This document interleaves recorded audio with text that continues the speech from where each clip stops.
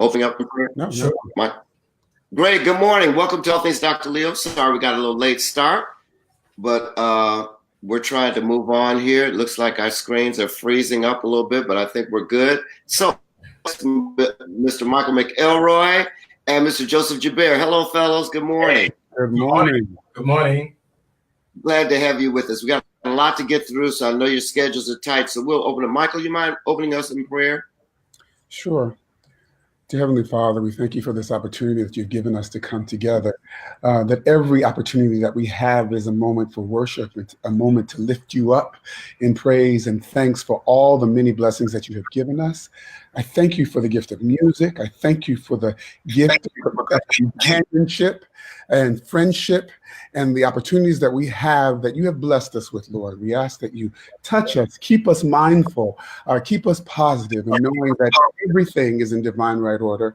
We thank you, we praise you, we honor you, all in my son's name. Amen. Amen. Praise Amen. Tell me, where are you originally from? Start with Michael and then Joseph. Where are you originally from? And then what was your first introduction to the music world, to the world of music? I grew up in Cleveland, Ohio, in a suburb outside of Cleveland called Shaker Heights. But my church was in Cleveland. My grandfather started my church. My stepfather took over the church after he passed away. So I grew up surrounded by music. My mother is still playing church every Sunday. My sister, as you know, my brother. So I grew up singing and playing in church from the time I can remember. It was just, I think it's one of the reasons why Joseph and I connected so much is because we have similar backgrounds in that way. Right. Wow. Joseph? I'm from Harlem. I call it the projects of Harlem. My dad was a Baptist preacher. My mom was the preacher's wife and played the piano. So music was always in the house. My mom had a little upright piano, and I would hear her play, and that would start me. Then we were in church all the time. Mm-hmm. My mom had the choir, so it was just a natural thing to be in music. We had the five of us, my siblings, we were called the Joubert singers. We would sing in the choir. And that's it. I mean, church was our foundation. So that's what, when I met Michael, in the 90s. Yeah. Oh, that's awesome. So, Joseph, tell me, how old were you when you began playing the piano? Really? How old were you? I was 8 years old. My mother started me literally with chopsticks and Mary Had a Little Lamb. Don't laugh. And I was on my own for 5 years with no teacher. It's that, when God gives you a gift, I can't explain it. I taught myself to read, but literally she didn't have training herself. So she just started me and then I was off. Don't ask me to explain it. It's a gift from God. Wow. Yeah. Chopsticks and Mary. Amazing. Wow. Michael, what about you? Your early studies, was it the same? How did it start? Well, my grandmother started it all. She taught herself to play and played for church. And then when my mom was coming up, she had her in lessons.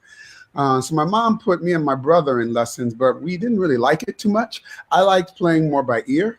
So I would, listen to songs, and then I could pick them up and play them. Wow. And then we took lessons on and off. And then in school, I had, sight singing and theory, and basically taught myself from that to keep the skills up and to keep working, balancing, the church part of it, which was learning everything by ear. And the school part, which was having a fantastic choral program in high school that required us to sight sing. So I got the best of both worlds, which I feel like the same way I got the best of both worlds in theater world, but also being in church every Sunday all day and throughout the week gave me another appreciation of music. Yeah, this is awesome. So where did you attend undergrad, Michael? Where did you attend undergrad? I did my undergraduate at Carnegie Mellon. I got my BFA in acting and musical theater, and in Pittsburgh. Wow. In Pittsburgh. So what brought about your transition to New York City? From there. I had did it happen after? Well, like I said, I mean, what's really been amazing and what I appreciate more and more every day is that I grew up in a time where arts were valued in public schools. I had a great choral program, I had a great theater program, and so it really fostered and cultivated my love of theater and the arts. And so when it came time to go to school, I knew I wanted to do something with music and theater, and Carnegie Mellon was the great combination of both those things. And being a conservatory training program, it was assumed that you were either going to go to New York or to LA. And I knew from the time I was little that New York was where I wanted to call my home. And so I came here after I graduated and started auditioning, and booked my first Broadway show probably a year after I got here. So it was always what I knew I was destined to do. Wow. And that if I just worked hard, that the opportunities would present themselves. But I never questioned it. It was just what it was. Wow. Joseph, tell us about your experience. Where did you attend undergrad? And also, where'd you attend undergraduate school, your undergraduate studies? How did you begin as a solo pianist? How did that evolve? Right. So I went to Manhattan School of Music the whole time. I was there from prep, in high school. Then I had this master teacher named Doris Eslovsky. So I was there undergrad and master's, unfinished doctorate. I hate to say that on live, but I didn't finish because that's another story of my journey. But when I was in high school, I won a competition at Performing Arts High School, which was the school that fame is all about. And I played at Town Hall with an orchestra. So I was 16. And so I was like, oh my God, this is what I want to do. And then I went to college studying, the classics and then I won the concerto competition at school. But then my path took another journey. Because in I guess it was in 1983, I got an offer to go on tour with Phyllis Hyman. And that, at the time, I was young and I wanted to just do something different. So I went on tour. But then after that, that didn't work out. But soon after that, my first Broadway show was Amen Corner. And that took me into a whole nother realm. So I've been this versatile kind of people. It's hard for people to figure me out because I've got this classical major training and I'm a concert pianist, but I've got the gospel and the pop and the R&B and the Broadway world. But the Broadway world started in '83. And I started out as an associate musical director for the show. Margaret Harris was the conductor. She was one of our early female woman conductor at the time. And it was a James Baldwin show. Reddy Hughes. I'm trying to think of Roger Robinson. These are names, veterans. Reddy Hughes. Ruth Brown was in it. I mean, Chuck Cooper, the star of Broadway now, this was his first show too. So that's my journey from classical boom Broadway. Wow. So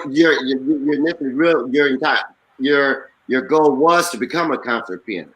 Right. So my goal was to be a classical concert pianist, but what happened with me, obviously through the years, I developed my own style, which just not the the whole thing with Don Shirley. I don't know if you saw the movie Green Book.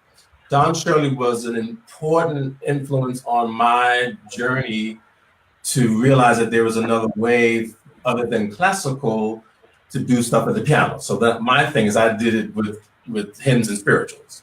So so instead of playing like a classical, Chopin etude, I put it in Jesus Keep Me Near the Cross or something like that. So that's just something no one else does. I mean, it was something that Don Shirley inspired in me. So that's when I say my journey, it's not the typical path. Wow, that is amazing. So Michael, tell us, how were you able to get to Broadway and what was your first debut? You mentioned it a little bit, but give us a little bit more. How were you able to, what happened? You said after a year you were there and then you were able to launch. I mean, most people spend 5-10 years and don't make that, do they? Well, tell us about that. Yeah, it's I went to Carnegie Mellon, and Carnegie Mellon was one of the top conservatory training programs for actor training. So what they do at the end of your senior year is they bring you to New York, the senior class, and we actually put together a show that auditions for casting directors, agents, different TV network people. And so I came to New York with my class of 16 and we did our show. And out of that, I had agents that I met with, I had auditions and different things that I had to do in that time we were here before we went back to Pittsburgh to graduate.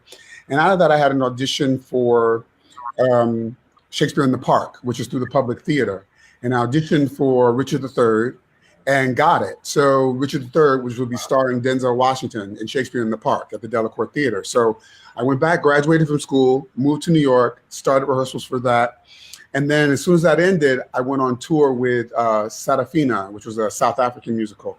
And I was out with them for about 6 months, came back in and had my audition for my first Broadway show, which was Miss Saigon. And that was my first show in 1991. I think I started in July, like 3 months after it opened.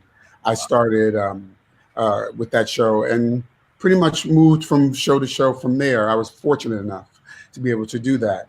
And that was kind of how it started. Wow. So you've been doing many productions on and off Broadway. Tell us just quickly some of your most memorable moments, Michael, that you've experienced.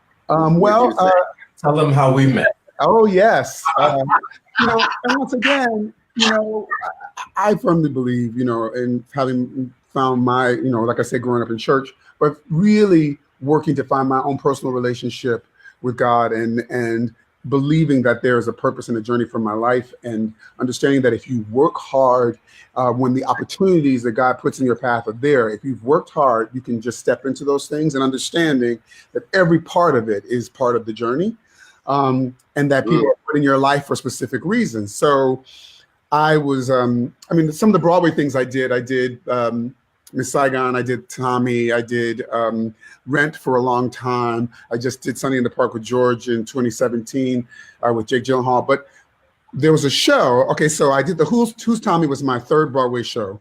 And the associate conductor on that show was a young woman named Janine Tesori. And we became friends working on the Who's Tommy.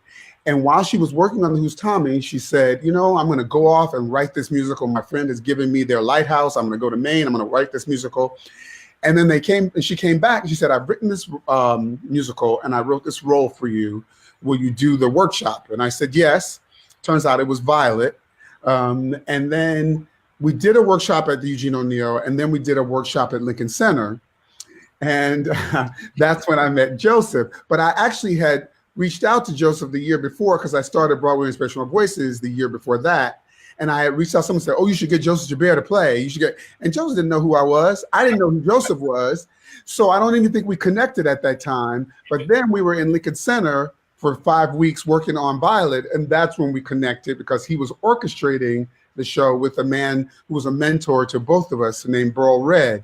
And I remember Burl Red from sitting in my dining room playing the piano, because he had these cantatas that were out. Celebrate New Life was that one, and Bright New Wings. And Burl Red is not a name you forget. And so I remember when I met him, I was like, your name sounds familiar. And it turns out I had been playing his music at home before I met him. Right. Janine connected us all.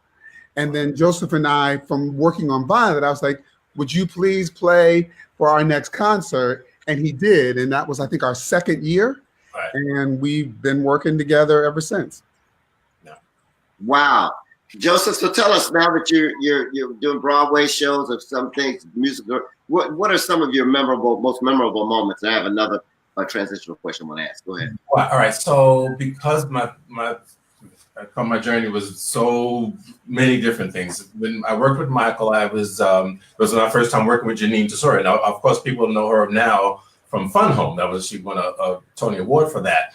But Violet was her first show, and then that was my first chance to orchestrate with our mentor, Burl Red. So that was like, oh my God! So this was the beginning. So from that, we did Carolina Change with Janine as well, which was a few years later than that. Highlights for me would be my Motown experience of being the musical director for the Motown the Musical, having worked with Barry Gordy, and of course now today it's Ain't Too Proud to Beg. That's the Temptation show. But I was involved in the planning with workshops with Motown back in 2011, and it didn't open until 2013.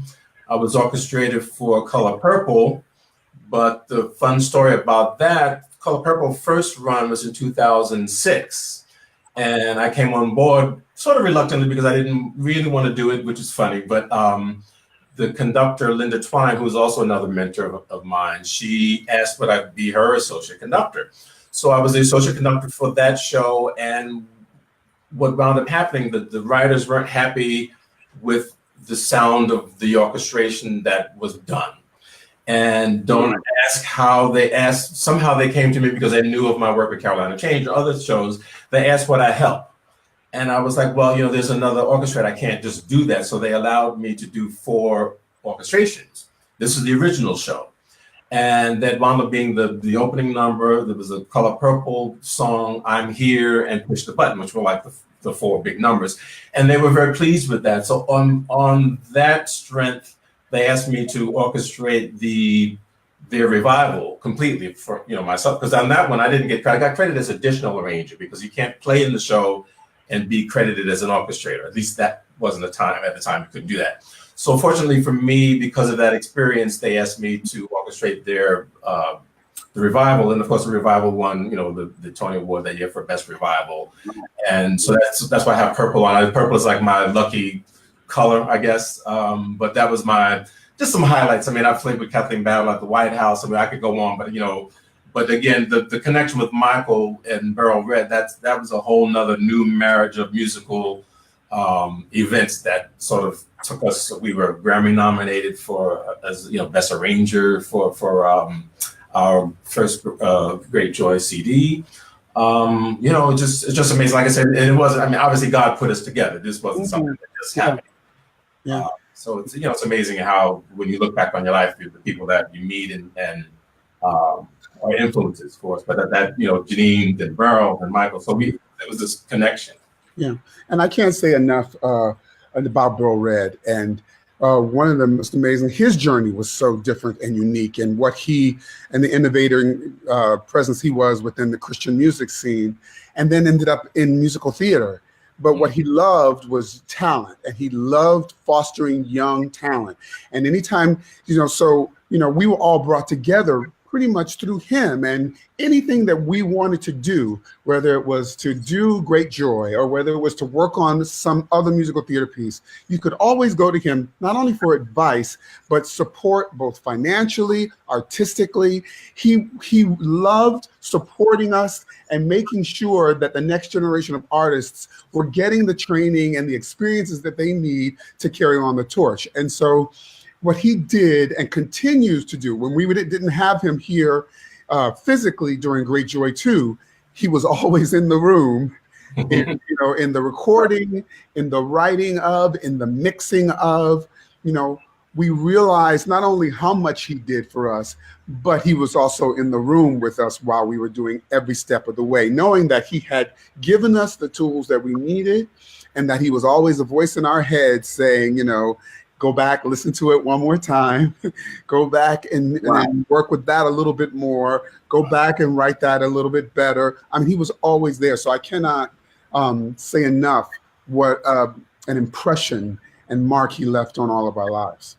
Right. And the detail, he was the kind of person that in my first dealings with as an orchestrator, arranger, young arranger, I never forget the first thing I did was get a manuscript with him. And he said, well, no, Joseph, you got to be more clear with your articulation because I don't want to take time in the studio telling the musicians what you want. And my face was cracked. So I was like, okay, I got to get, so it made me be more detailed in what you write down. He wanted to know what is your intention? What is that dynamic? What's the articulation? How do you want them to play it? So he didn't want to have to talk. He just wanted them to read the music. Mm-hmm. So that instilled in me at a young, in my 30s, young age to get that detail so that you don't waste time in the studio. What you write what you want, and that's, just little things like that. But I don't call that little, but I mean, he just was a stickler for excellence, mm-hmm. So that's, we can talk about that, for hours, about excellent music, Right.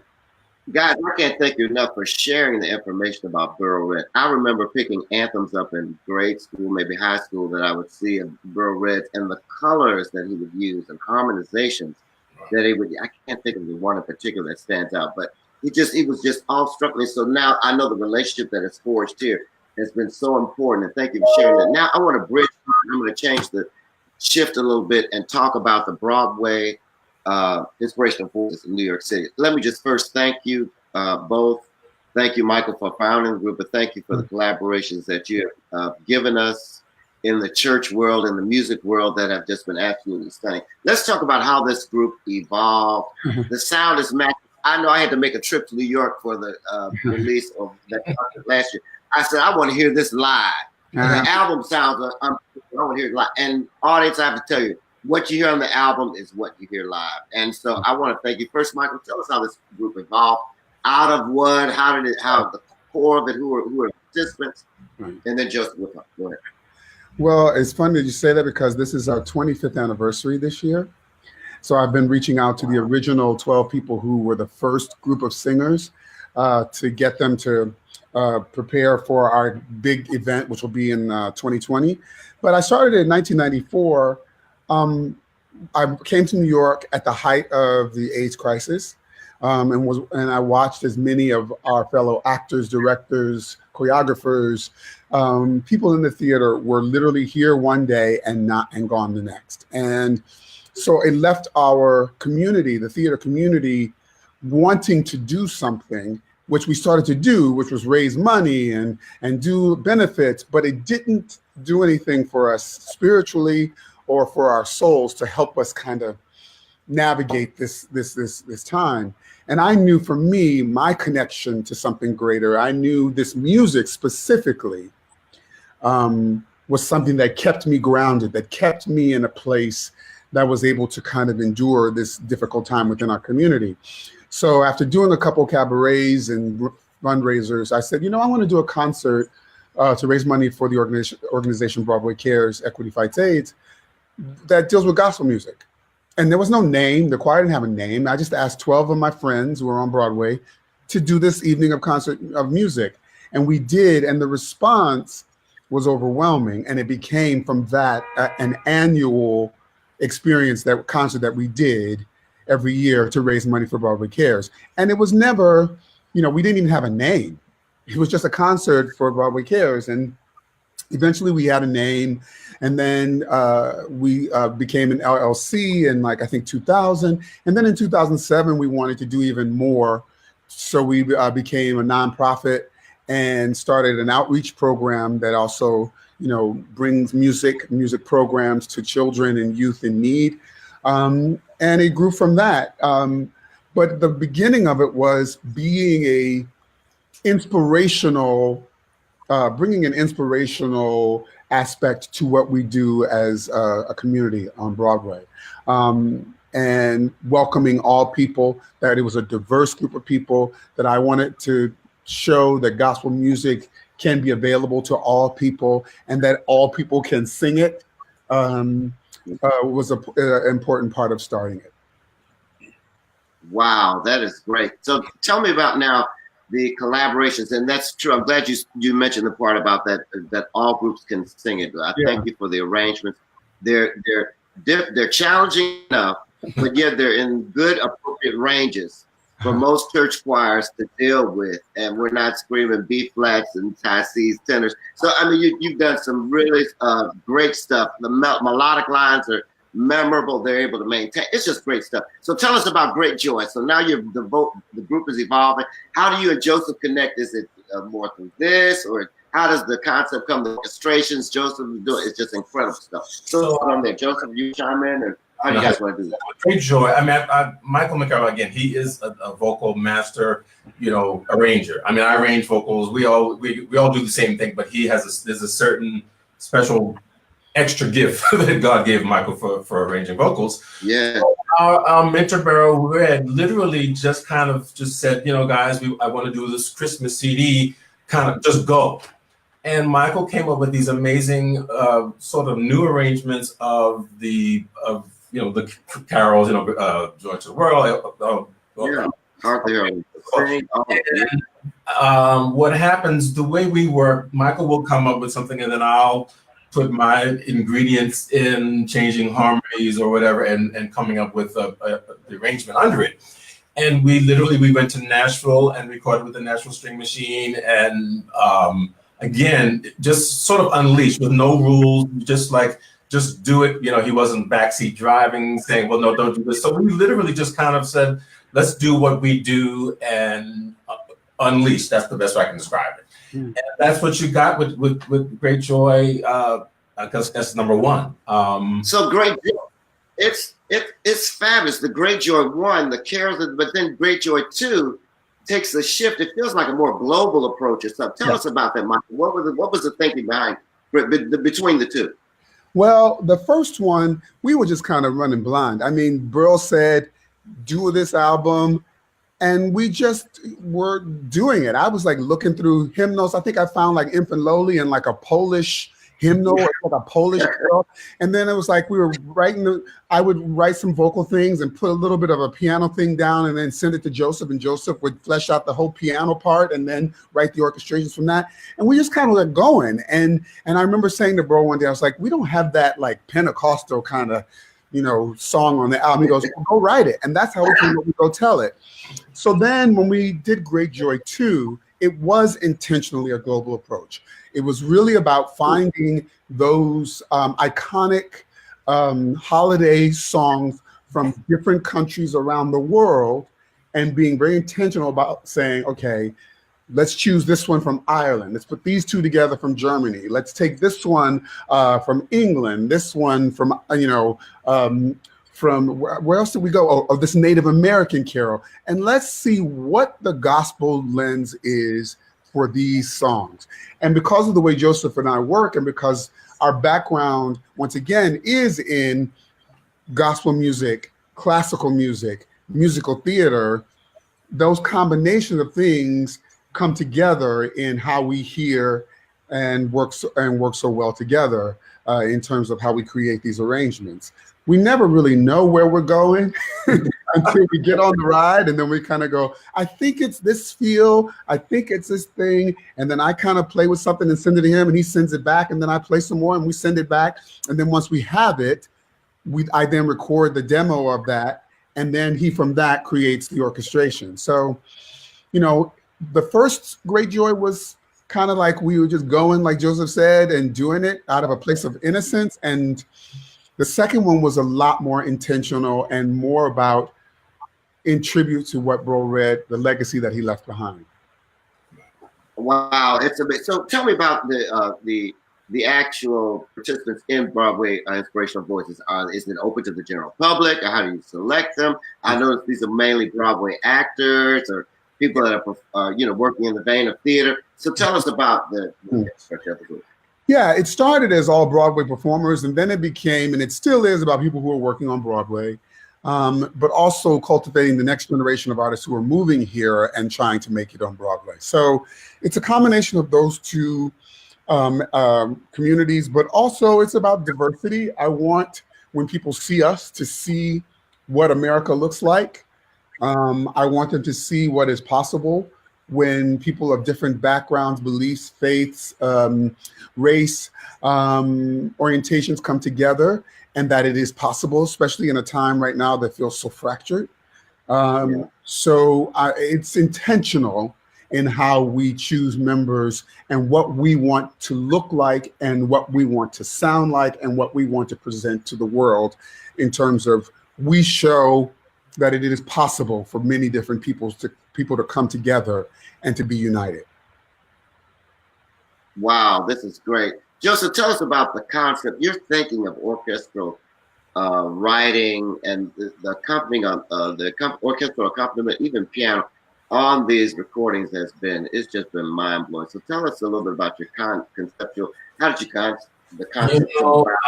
I feel like I'm always evolving because I'm just a product of what I've listened to through the years. I mean, I've listened to, oh my God, from a classical musician of, there's Ravel orchestration, there's that classical stuff. And then there's great orchestrators like Jonathan Tunick on Broadway. I mean, there's pop orchestrators like Jeremy Love. So all those are sound in my head. So in the Christian market, I mean, I don't think there's, again, no real rules. I mean, first of all, a lot of people aren't using orchestra with choir anyway, but if you do, you got to have a certain amount of balance to make it something. So my thing is to try to to use as much as I can strings and horns and find ways to enhance the vocal, not get in the way of the vocal, but to enhance what they do. So I can't, it's hard to say there's no real rule for me, but I approach it from a real classical point of view initially.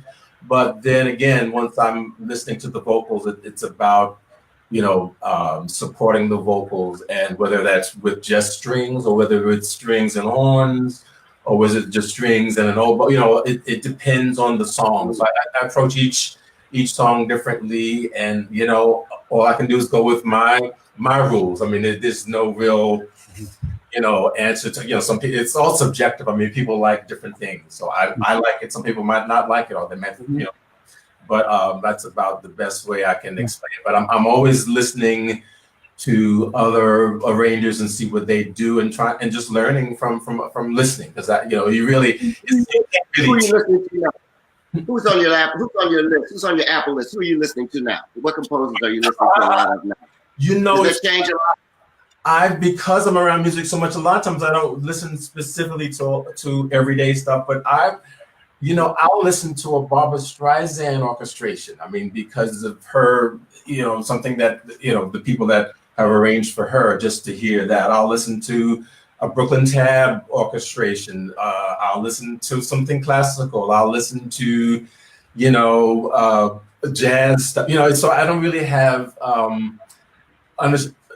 unfortunately, like the current world, I'm not really focusing on that. I just listen to things that appeal to me. We both like Donald Lawrence, and what he does, so that's another kind of sound that we go for. But for me, it always stems from classical on down. So I mean, if I hear, something like I said, that a Ravel or a Rachmaninoff, or like or Jonathan Tunick or Jeremy Lubbock. I mean, I just go for the top of whatever that feel is, and I'll listen to that. Does that make sense?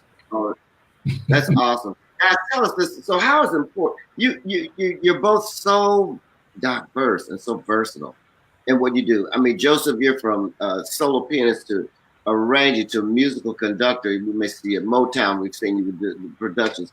We see Michael with Broadway Inspirational Voices. He's arranging, composing, and then teaching at New York University at Tisch School of Music. I mean, you've got so many diverse things that you're doing. How important is it to be diverse for these musicians coming up? Is versatility really important? Math, the style of studying. I mean, both of you share. You want to start?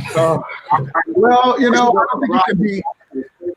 I don't think you can be intentionally versatile. I think it just depends. I think the reason that Joseph and I are so versatile is because the world in which we grew up was versatile. So it's like we both grew up in church. So we all both grew up playing in church and being exposed to all kinds of music. But my mother loved musical theater, and my uncle was a musical director, but he was also a classical musician. My mom was a classical musician. So she grew up in the house playing classical music. My uncle grew up playing classical music. So I was exposed to classical music, but I also went to see all the shows that happened in downtown Cleveland. Plus I grew up in church, so I had those many different exposures to different styles and sounds of music. And I feel like Joseph had the same thing. So because of that, I'm passionate, and I think our relationship as a writing team, we're passionate about making sure that all those things that we hear in our head are a part of the music that we put out into the world. To go back, it's funny because when we talk about Joseph and how he plays, I remember specifically on Great Joy, we had to go back and simplify the piano parts because very few people can play like he plays, which once again is that foundation of the classical. What classical, just like for a musical theater person who's a dancer, like classical music and ballet give you a foundation from which you can go anywhere. And when you can play the classical stuff and you play with that technique and that skill, it can only enhance what you bring to other styles of music. So for me, growing up, hearing gospel music, but also being exposed to musical theater and classical, those things became the foundation. And from that, opportunities happen because there's it's just interesting, this kind of place that we occupy within the musical theater world is kind of the integration of all these different places. So we get opportunities to go and work on shows while also getting opportunities to work on gospel music and gospel things that people ask us to do. And then Joseph goes off and does a classical, gospel, piano solo CDs, and so it's because we have this foundation of so many different musics and so many different loves and appreciations for those musics that have helped us to kind of work in different ways. Yeah, I really can't add to that. I mean, I grew up, it's funny, I can remember distinctly, listening to, back when there was radio. So I would listen to, did we lose him? We would listen to gospel on the radio. Did we lose Joseph? Huh? What'd you say? I see him. Can you guys hear me? I think we lost Joseph. Joseph. Hello. I don't hear him though. I don't hear him at all. Okay. I hear him. Joseph. Hello. Ask Joseph if he can press the link and come back. I'm gonna continue on, but yeah, ask Joseph to put the link back. Okay. Yeah, put the link back. Okay, he's doing it. Okay, so Michael, tell us, what are some things for aspiring artists that want to come on as onto Broadway? People that I see that all the time. I saw recently a former school teacher that we had that decided to quit and wanted to do Broadway. She was doing a lot of stuff here in Memphis and succeeded. It's doing pretty well, pretty good in Keisha Williams. But how do aspiring artists do that? Joseph, I'll come back and finish you up. Mm-hmm. I think it's important that you work hard. I think we live in a time right now when I think the internet and social media has robbed us a little bit of what it means to have process and to work not for an immediate result, but for the long-term result. And so I say to the students that I teach and to young artists coming up, to not have your eye on the result, but really focus on the process, on working hard, meeting and working with people, and being in the moment as opposed to this idea of what you think you should or shouldn't do. Be focused on the now, work hard, get your training, surround yourself with people who are doing something, surround yourself with and getting strong mentors who will believe in you and who will support you and who will help you along the journey, as opposed to getting caught up in the idea of, I want to be on Broadway, or I want to be famous, or I want to be a star. Work on the craft of what you need to do. And if that is your journey, if that is the thing that is that your journey is supposed to have, it will unfold. But for me, it's about process. It's about working hard. It's about the technique, the skill, as opposed to the result of, this is what I want to do. And the entitlement, I'm thinking, wow, something that you should have. Wow. Yeah. Entitlement. Go ahead, Joseph. Joseph, it also intertwined back to finishing up about the importance of versatility.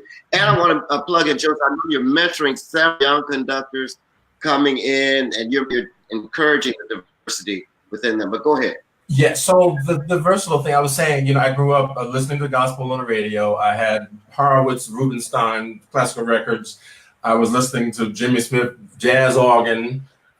We had the roar of the grease paint crowd. So I was, it just was a natural thing. So I didn't, versatility, it just was like, it wasn't something I thought about, and then, you go to the piano, you play, people always want to hear you play anything. They don't just ask you to play something classical. They say, well, can you play something else? So it was just a thing growing up. But for me, it helped in establishing me as a different musician than others. I'll get a call to do a recording session because I've got chops, and then I could read something. The other day I had to play, I forget, it was a recording session, but it would have been something that no one else could have played because it was just really fast. And they were like, well, thank you, for your versatility. But I'm just saying, so that's, it's just part of who I am. And I tell musicians to try to be as prepared as they can be. Get the training, don't just take it for granted. Don't just play by ear, learn to read, so many artists, they want to just come and be a star right away. They don't want to go to school. They don't want to, they don't want to, study. Even actors, they have, it just helps you to be more versatile. For me, if I find a singer that can read, I'll pick them over the one that can't, just because it'll go faster for the teaching process. So these are just things that, when I say versatile, that really is just the way you should be. I don't even think of it as being versatile, but just being prepared. Right. That's just how I feel. That's what's helped me to grow and to be a better musician. Yeah. You want to be the person in the room that every time your name comes up, people say yes. And the only way you can do that is by having the skill set that no matter what they ask you to do, you can do it. I teach my students, yes, it's okay to be, to hear music and to learn music by ear, but you want to be able to read music. So when those sessions come along where you literally just have to go in and read it, and then the checks keep rolling in, you want to be able to do that as well. And the only way you can do that is to have the kind of training that Joseph's talking about, where, time is money. So they're going to call the person in. If you're recording something, whether it's for a film or for a commercial or, for a recording artist, and there's music to be read, they're not going to want to take the time to plunk out every note for you, because that's costing them money. Right. So you want to be able to read. And if they change it on the spot and say, okay, I want to do this instead, you have the ear training as well to be able to do that as well. It just means you have more opportunities, and people remember that and want to work with you more and more. Right. Guys, thank you for that. You can't say that enough. The more opportunities and push that we have such a plethora. I'm just speaking from my experience of musicians that don't read, extremely gifted ears. Yeah. Some of the greatest, but the reading capability is low on that end. And so you're right. You're sharing the importance of it. It gets you in the know faster into the response of yes, doing this. So tell us a little bit. What are you connecting? You're at New York University now, Michael? Yes. What are you doing there? Well, I've been taking a sabbatical for a year because I wanted to do some work away and to do more writing, which I haven't had a chance to do. But I started my sabbatical in 2018. I went to Australia and I taught there for about 7 weeks. And then I came back. I worked on a new play. I wrote music for a new play that was in Boston. Then I went to University of Michigan in January, February, and worked on some gospel stuff with their musical theater program. And now I'm back, and we're in the middle of the 25th anniversary year. So I'm writing new arrangements for our Broadway Our Way series. We've got kickoffs happening. We've got a lot of things I can't announce just yet in terms of opportunities that are coming our way for us to perform with other artists. So it's a lot going on. And then I go back to school in the fall and to my teaching position there at NYU in the new studio on Broadway musical theater program. And the one other thing I just want to add, that talent is a gift, but reputation is everything. And there are a lot of talented actors and musicians out there that nobody wants to work with because they're difficult. And so one of the things that I know from working with Joseph and with other artists in my now almost 30 years of being here in this business is that people like working with people who they like and who they know are going to be a joy in the room. And I think coming up now, people think that their talent and their ego is enough, and it's not. Yeah. People want to work with people who have a good reputation of being joyful, positive in the room. And it doesn't matter how talented you are, if you don't have that joy, if you have way too much ego in the room, people are not going to work. And all it takes is one time as a new person coming into this business for you to get that reputation, and people will not work with you. So I think having humility, and we both of us being brought up in the Baptist church, be humble, yes. Also have confidence that you know how to do. But you also want to have joy.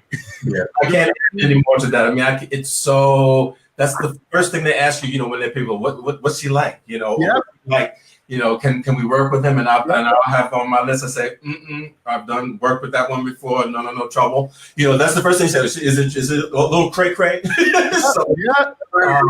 It's so important. I can't impress upon the actors to really watch that, because it just takes one bad time. At least for me as an MD, it would just take one bad experience, and you'll never work with me again unless I'm forced to. I'm sorry. Yeah, even when we're choosing new members for Broadway Inspirational Voices, one of the things that I had to become clearer about is when I'm asking for new members, or we're looking at people to come in, it's not just about talent. I want to know this person has the right spirit when they come in the room, that they're going to be a joy in the room, and that their talent is not going to be so big that it's going to bring an ego into the room that's going to throw the balance off of energy in the space. I want people who are going to be joyful. I want people who are going to be humble and are coming in to be a part of the group and not coming in waiting for their chance to be the soloist. You know what I mean? So there's an energy, and I do my due diligence now. So when someone wants to be in, I ask at least 4 or 5 people, have you worked with this person? What do they like? Wow. What are their energy like? What's their attitude like? What is their spirit like? That is more important to me, because I don't need, nor does anybody really want to work with a lot of crazy in the room if we don't have to. Great. Right. Right. This is great, guys. I mean, you really set the pace. Tell me this, Joseph. We did not approach about your 2 piano projects. Just tell us briefly about those 2 solo piano projects. People know that I do the classical transcriptions of hymns and spirituals. So I guess 10 years ago, I did my first one, which was Total Praise, classic hymns with piano. And then the last one I did 2 years ago was A Mighty Fortress. And I'm working on another one as we speak. As I get older, it's harder for me to memorize. So I'm just, every time I get a little break, I'm working on stuff. But I have a real passion for spirituals. I've done a lot of things on hymns. So the next thing you're going to see are more classical things on the spiritual. And that's up and coming. But, it's, for me, it's again, something I learned from Don Shirley, from, the guy from Green Book. I'll never forget, he told me that I thought he was improvising. He said, I write every note out. And it just stuck with me. I remember starting, because, it's fun to improvise, the hymns. But for me, if it's not written out, then I can't leave it for somebody else. So that's just been my thing. So I write these crazy hard things, and then I have to learn how to play them. As you see, my music stand here has got one of my stuff here now. I've always got music near me to try to learn. Yeah. So it's a lot of notes, but it's, listen, I played Chopin and Beethoven and Bach and Rachmaninoff on life. Now I'm playing Joubert. So it's just hard stuff. But that's my passion. That's what I feel like my legacy will be, because I don't think there's anyone else doing that. That specific. Wow, that's awesome. Yeah. That's awesome. Are there any other projects outside of Broadway Inspirational Voices? Any other things that you guys are collaborating on, or have collaborated, or? Can we talk about Hercules? I don't know. I don't think we can yet. Okay, well, I can. So there's a at least I think I'm I'm co-orchestrating Hercules, which is a Alan Menken show that's coming out. It'll be a live public works project this summer. We may get the BIV involved, but we can't really talk about it yet. I don't think here I'm talking about it, but I am involved as orchestrator. And the connection with that, no, I shouldn't even tell that connection, because that all right, okay. Yeah. But, and continue. Any other great things on the horizon? Either one of you that you talk about? Well, we also have we have a potential project that's going to be happening with the choir singing at Lincoln Center that I'll be able to announce with a very famous Broadway performer on the 24th. That we'll finally be able to announce that. And like Joseph said, with the creating of these arrangements, it's the same way for the vocal thing for me, which is once I write it, I have to sing it. And when I sing it and I make these demos, I go, that's not humanly possible. So then I have to go back and change it. But that's how I figure out what works before I put it out there to the choir members. So when they look at me and roll their eyes and say, this is impossible, I say, it is impossible. It isn't. It is possible because I did it. Now you do it. Right. So what other things are coming up? There are a couple things that are coming up for the choir. I have a project that I'm going to be working on that I can't announce yet. That is another project that I'll be doing vocal arrangements for. That'll be coming back to Broadway. And then I go back to school in the fall and start teaching my students and creating curriculum for musical theater and acting the song, which I work on. And also there are a couple of musical theater writing things that I'm continuing to work on that I just haven't had time to do because, you know, BIV keeps me pretty busy. Yeah. Okay. Joseph, anything outside that you? In addition to the Hercules and in addition to a new CD, hopefully this year, I keep saying there are projects brewing. I mean, I'm supposed to be working on Born for This, which is the BB Winans show that'll be coming to Broadway. I'll be involved as an orchestrator in some form. There's a project about Frederick Douglass that's in the works that I'm MDing, arranging, orchestrating. There's another project. When I say what happens as a musician, as a musical director, we workshop things, and you're on the ground level, and then they become a show. And sometimes it takes a year or two. So I'm on the ground level of a lot of those kind of projects, but specifically Hercules is coming up this summer, so I will be orchestrating that. And Born for This is most likely this year at some point that's coming up. So those would be upcoming Broadway type things. But look for a CD from me with more video this time around. So I'm coming out. Yeah. Awesome. Guys, this is so great. Two more questions. So what are you've already mentioned a little bit, what are some methodologies and techniques that you would recommend when performing on different musical platforms, theater, film, musical? What are some, if you can, just briefly, some methodologies, techniques you say quickly, say, look, you need to have this, these two items, or these three things. I think vocally, just like Joseph said, it's like, because I grew up listening to so many different styles of music, I don't have to think, oh, I'm singing this gospel song, I have to use this voice. Or I'm singing this musical song, I have to use this voice. Or I'm singing this pop song. But because I grew up surrounded by classical music, by R&B and the great singers of the 70s, and 80s, and then the gospel music of that time, from the Walter Hawkins, Edwin Hawkins, through the Milton Brunsons, and and now into the Kirk Franklins and the Kurt Carrs and Donald Lawrence and all of those things.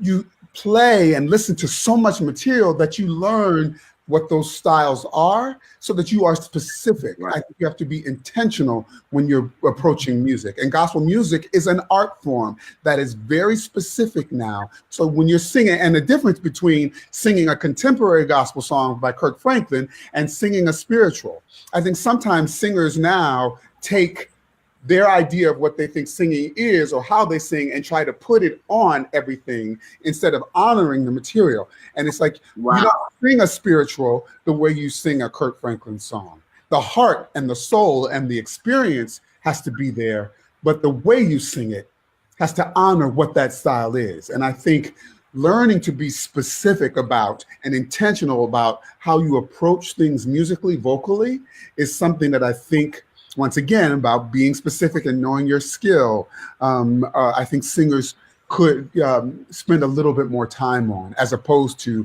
I'm gonna sing this gospel song the way I sing this Beyonce song. You know what I mean? So I think doing your research and being more specific. Right. I mean, I can't add to that vocally, but if I was a musician, oftentimes, just something like being, like a bass player playing upright versus electric. I mean, that's just a specific thing that you learn if you want to be versatile. Or a reed player that that knows the flute and the clarinet and the oboe and sax. I'd say for a pianist, this day and age, you can get by with playing by ear if you got a good ear.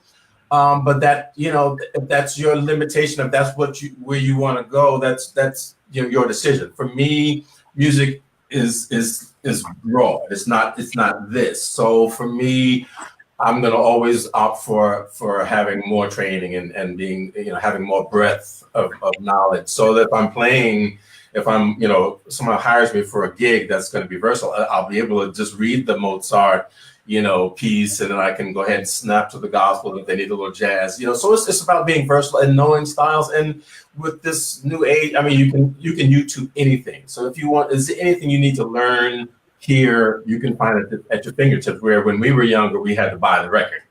So I'm just saying that young musicians these days, there's no excuse. You either want to be versatile, you want to be prepared, or you don't. Wow. Wow. good. Either you do or you don't. So, fellas, my final question. I was going to ask you a question about how can we ascertain or can maintain musical excellence in the church.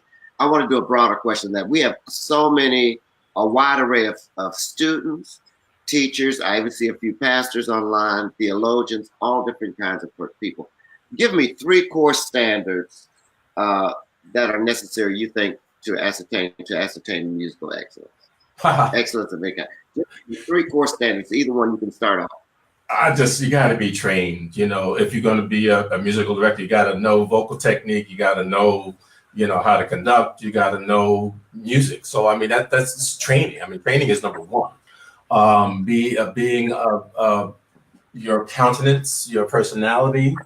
If you're going to be in front of people, I mean, the old day of being a real hellion.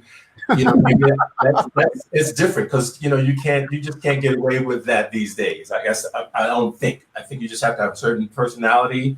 So training, personality, and your spirituality. You've got to be centered spiritually.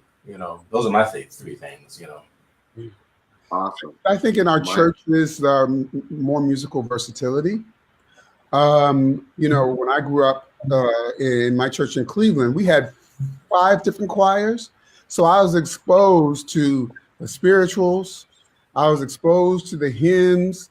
There was the gospel chorus that was doing, the War Declare War singer material. Then there was the youth choir that was doing the Walter Hawkins material, and so I think within our churches, we're now in that place musically where we're very much into that praise and worship, and we've lost a little bit of those larger choirs.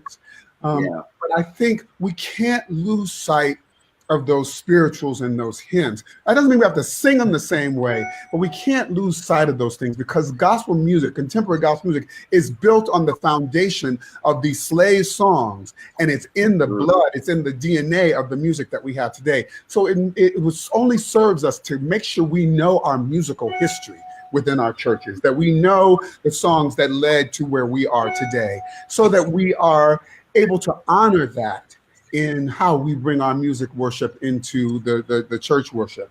I think it is never too late to try to incorporate sight singing into our musical worship, in our training, our choir training, that it's okay to be able to do both. I love the fact that with my sister growing up, we would learn a song on Thursday in choir rehearsal and sing it on Sunday. There wasn't no music, there was no rehearsing it, there was no warming up. We just got up on Sunday morning and we sang. But I think that it's okay to have a combination of both those things. So always increasing our skill set, always never forgetting our musical legacy and making sure that is honored. And also, the other thing is to make space for folk. I think we've gotten so there's only one way to do things. There's only one way. And if you don't meet the criteria of this very narrow, specific thing, then there's no place for you here. And I think that we have forgotten that Christ was a rebel, that Jesus Christ was out there doing things that the church was telling them not to do. And so we've lost that ability to make space for people. And I think we have to continue to make space and not be so judgmental in our spiritual spaces, so that people feel like there is a place for them, so that they can find their way. So I think the combination of those things are things that I try to walk in my daily walk in terms of being a human being on this earth, a Christian on this earth, a musician on this earth, and the work that we do, I think, in our partnership and the music that we put out, I think, has shown that there have been choirs in the African American church that are doing our music. There are choirs with full orchestras in the larger churches that are doing it. And we have had a really large international response to the music that we have put out into the world, showing that it is available to everybody. So I kind of went on a tangent, but that's what I think that we need to have a little bit more of in our music worship. Guys, I can't thank you enough for your contribution today to today's broadcast. It has been immensely just helpful, encouraging, edifying, just so many adjectives I could use to describe your gifts. I thank you on behalf of so many, countless, for your your supreme musicianship, your conscious, your intentionality towards musical excellence, and everything that you've done, everything I've watched, the times that I've known both of you, has surely been just top of the line, and it's been ministry as well. It's been ministry, but it's at such a high level of excellence that has given us all models to look forward to say, you know, I can try to get there or try to do, and I thank you for the music.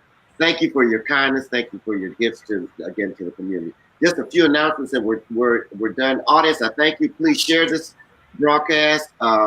We're excited. We're going to end the season next Friday for about 4 or 5 weeks. I'm going to take a little break, but I thank you for all the wonderful comments and how these broadcasts have been helpful. Next week, our guest for next Friday, March 29th at 9 a.m. is Mr. Darren Atwater. Darren is taking on a new position in Maryland with Performing Arts Center and all the wonderful things. He's got a performance coming up next Saturday with Soulful Symphony. So he'll be sharing with us on next Friday at 9 a.m. Central Standard Time. My book, No Gimmicks, the book and the workbook are out. I thank you those that are purchasing. You can go online, Barnes & Noble, godschild.com, Amazon.com, and purchase the set. For a couple of notes at the Boulevard that you've been hitting me up, Sunday, March 31st, 9 a.m. and 10:30 a.m., the Aeolians. Dr. Jason Ferdinand and the Aeolians of Oakwood University will be with us. Good Friday, we're trying something different. I know there are a lot of questions about it. Good Friday, April 19th at 6:30 p.m., we're having a Jazz Vesper service featuring newly composed work by Cyrus Chestnut, The Saga of the Cross. That's 6:30 p.m. Cyrus will be there with a band trio. The narration will be done by Reverend James Forbes. Guest soloists will be Brandy Sutton and Charlotte Smalls. You don't want to miss it. Easter Sunday at the Boulevard is going to be big with Crystal Ruck. So we've got a great lineup for you for the remainder of our closing thought. Your biggest obstacle may turn into your purpose. Don't put yourself in a box. Open yourself up to different possibilities. Everything is possible, even the impossible. I want to thank our sponsors, Dr. Fedoria Ruggles and Holistic Harmony and others. Joseph, would you mind dismissing us in prayer? Sure. Thank you again, Jeff. Heavenly Father, we thank you for this interview. We thank you for Leo's work and his ministry. Thank you for Michael McElroy and his work and his ministry, and how we all have just been grown through your love of Christ. Again, be with us as we go on. I hope this interview has been a blessing to others that have listened, and maybe if it's just one person that has gained from this, that it makes it worth it. Again, be with us as we travel on and go into this Easter season. God bless us all in Jesus' name. Amen. Thank you, guys. Please share, everyone. Thank you, Michael. Thank you, Joseph. Love you both. Thank you. Bye-bye. See you later. Have a good day. You too.